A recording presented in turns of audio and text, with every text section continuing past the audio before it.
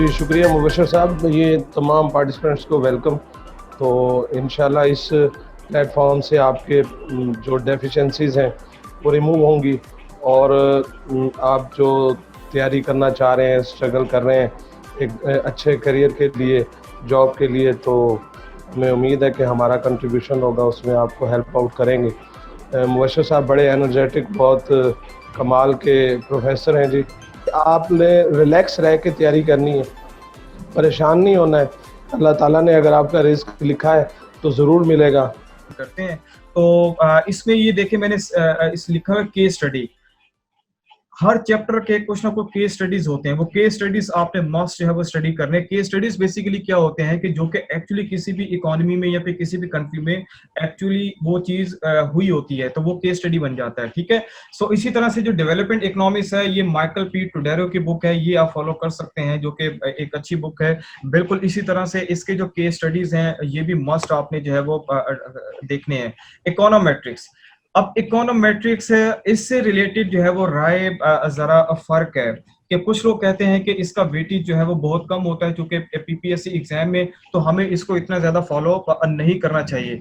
लेकिन कुछ लोग कहते हैं कि इसको हमें मस्ट जो है प्रिपेयर करना चाहिए। सो इकोनोमेट्रिक्स के लिए जो अच्छी बुक है वो है बेसिकली गुजराती की बुक है, जो कि हमारे यहाँ रिकमेंड की जाती है। सो इकोनोमेट्रिक्स से रिलेटेड क्या पता होना आपको जरूरी है, क्योंकि इकोनॉमिक्स आप उस वक्त तक नहीं सीख सकते जब तक कि जो रेग्रेशन का एनालिसिस है कि दो वेरिएबल्स के दरमियान जो रिलेशन बनता है वो रेग्रेशन एनालिसिस के जरिए ही आइडेंटिफाई किया जा सकता है। अब क्या दो वेरिएबल्स के दरमियान जो रिलेशन आपने डेवलप किया है, क्या वो सिग्निफिकेंट है कि नॉन सिग्निफिकेंट है, तो इन सारी चीजों को देखने के लिए इकोनोमेट्रिक्स की तरफ जो है वो हमें मस्ट जाना पड़ेगा। और उसके बाद जो स्टेटिस्टिकल इकोनॉमिक्स है और जो मैथमेटिकल इकोनॉमिक्स है उसकी तरफ भी हमें मस्ट जो है वो मूव होना पड़ेगा। जो की पॉइंट्स हैं अब ये बहुत ही क्रूशल हो गए हैं लेक्चरशिप की प्रिपरेशन के लिए। सबसे पहले आप ये देख लें कि इकोनॉमिक्स की जो थ्योरीज हैं वो आपको पता होनी चाहिए कि वो किसने प्रेजेंट की और कब प्रेजेंट की और उसका ईयर कौन सा था और किस पब्लिशर में उसने जो है उसको प्रेजेंट किया। और बुक्स के जो फुट नोट्स लिखे होते हैं, फुट नोट्स में बेसिकली वो थ्योरी से रिलेटेड ही इंफॉर्मेशन दी होती है। जैसे मोस्ट जो फेमस बुक है एडम स्मिथ की, वो 1776 में लिखी गई है। आपको पता होना चाहिए कि जो एडम स्मिथ जो थे वो एक स्कॉटिश वो थे, एक इकोनॉमिस्ट थे जो कि पहले फिलोसफर भी कहलाते थे। अच्छा, उसके बाद नोबेल प्राइज जो लॉरिएट है, इनके हवाले से आपको पता होना चाहिए कि 2019 में किसको मिला था, कितने लोगों को मिला था, कितनी कंट्रीब्यूशन थी, 2018 में कितने लोगों को मिला था। कम से कम जो है वो 20-25 साल के जो नोबेल प्राइज के जो विनर हैं उनके नाम आपको पता होने चाहिए। जैसे मोस्ट फेमस जो है पॉल स्मॉलसन है, इनको 1970 में जो है वो नोबेल प्राइज मिला था। इसी तरह से जॉन नैश को नोबेल प्राइज मिला, जिसने नैश इक्विलिब्रियम प्रेजेंट किया था गेम थ्योरी में।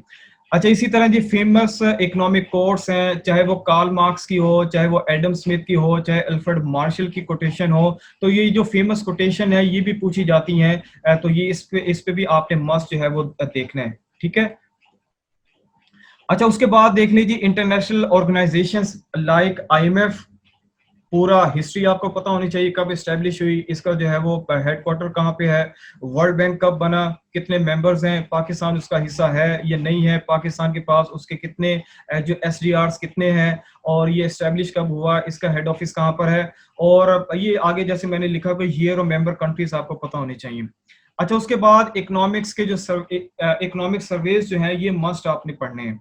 ठीक है, ये कहाँ से आप लेंगे, मिनिस्ट्री ऑफ फाइनेंस से आपको मिल जाएंगे। कम से कम ये जो 2-3 साल हैं जब से ये करंट गवर्नमेंट आई है तो काफी सारी चेंजेस देखने में मिली हैं। तो एटलीस्ट ये जो आपने इकोनॉमिक सर्वेज हैं कि आपका जो जीडीपी का ग्रोथ रेट है ये क्यों नीचे आ गया, या फिर आपका ये जो रुपया है क्यों 104 से ये 165 पे क्यों चला गया, तो इस तरह की चीजें भी जो है वो आपको पता होनी चाहिए। स्पेशली इंटरव्यू के पॉइंट ऑफ व्यू से बात कर रहा हूँ कि बहुत सारी डिबेट हुई थी कि पाकिस्तान का जो जब पिछली गवर्नमेंट थी रुपया जो था वो ओवर वैल्यू था। अब रुपया ओवर वैल्यू था इसका मतलब क्या होता है, अब करंट जो गवर्नमेंट है इसने रुपये को अंडर वैल्यू रखा हुआ है 6-7%। अब ये अंडर वैल्यू क्यों है, इसकी जो डिटर्मिनेशन है वो किस तरह से होती है, पाकिस्तान IMF के प्रोग्राम में गया तो वो क्यों गया, किन कंडीशंस पे गया, तो ये सारी चीजें जो है वो आप जब इंटरव्यू के लिए जाएंगे तो उसमें आपको मस्ट जो है पता होनी चाहिए। अच्छा, अब सबसे ज्यादा जो क्वेश्चंस पूछने को मिलते हैं स्टूडेंट्स की तरफ से या फिर जो एस्पिरेंट्स ऑफ इकोनॉमिक्स हैं उनकी तरफ से, वो ये है कि सर को स्टैंडर्ड बुक आप बता दें जो कि हम लोग पढ़ लें और उसकी बेस पर हम लोग एग्जाम जो है वो देने के काबिल हो जाएं। तो कुछ ये रिकमेंडेड बुक्स भी हैं मार्केट के अंदर। तो हम जब आपको कोर्स कवर करवाएंगे तो हम इन बुक्स को फॉलो नहीं करेंगे, बल्कि जो आपकी जो स्टैंडर्ड बुक्स हैं, जो सब्जेक्टिव बुक्स हैं, हम उसको फॉलो करेंगे और पूरे पूरे टॉपिक्स जो है वो आपको कवर करवाने की कोशिश करेंगे। और हाँ, एमसीक्यूज की जो एक्सरसाइज है वो मस्ट करवाई जाएगी डेली बेसिस पे। भट्टी सन्स की बुक है, वो आप देख सकते हैं मार्केट से, कारवान वालों की है, डोगर्स वालों की है, और एक ये हमारे रिस्पेक्टेड टीचर्स हैं शेख रमजान साहब, इनकी है इकोनॉमिक वर्ड्स के नाम से, और इल्मी वालों की भी है। तो ये कुछ बुक्स हैं जो कि आप मार्केट से आप देख सकते हैं। ठीक है, तो ये था जी आपके पास कुछ चीजें जो कि हम लोगों ने शेयर की। अब मैं आपको आगे लेके बढ़ूंगा, किसकी तरफ लेके बढ़ूंगा, ये कुछ जनरल नॉलेज के हवाले से पहले बता दूं आपको कि जो 20% जनरल नॉलेज आएगा इसमें क्या क्या शामिल होगा।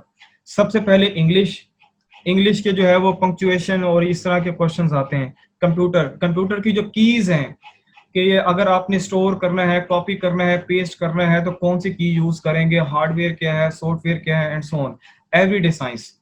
ठीक है, उसके बाद हिस्ट्री से रिलेटेड क्वेश्चंस पूछे जाते हैं, ज्योग्राफी से रिलेटेड पूछे जाते हैं, मैथमेटिक्स से रिलेटेड पूछे जाते हैं, जो डेली न्यूज़पेपर्स हैं ये आपको पढ़ने पड़ेंगे, रिकमेंडेड बुक्स कौन कौन सी। अच्छा, इस पे एक और चीज ऐड कर लें, उर्दू के भी क्वेश्चन होते हैं, उर्दू के भी 2-3 क्वेश्चंस होते हैं। ठीक है, तो ये तकरीबन 10 डिफरेंट कैटेगरीज बनती हैं, तो हर कैटेगरी में से एक एक दो दो क्वेश्चंस आते हैं, तो इस तरह से 20 क्वेश्चंस जो है वो टोटल बन जाते हैं। अब इसमें रिकमेंडेड बुक्स कौन कौन सी हैं, वो है जी कार्बन वालों की है जनरल नॉलेज की बुक, और पास्ट पेपर जो है वो आप इम्तियाज शाहिद के PPSC के आप इसको देख सकते हैं, जो कि एडवांस पब्लिशर की तरफ से है। तो जब जनरल नॉलेज की आप प्रिपरेशन करेंगे तो उसमें यही है कि डेली बेसिस पर अगर आप 50 से 100 MCQs तैयार कर लेते हो तो आप जब पेपर की तैयारी कंप्लीट कर चुके होंगे तो हजारों MCQs जो है वो आपको तैयार हो चुके होंगे। यहाँ पर सेशन का एक जो हिस्सा है वो कंप्लीट होता है, अगर इसमें किसी को कोई क्वेश्चन है तो वो पूछ सकता है, या फिर मैं आपको छोटी सी एक एक्सरसाइज भी करवा दूं, उसके बाद क्वेश्चन आंसर सेशन रख लें।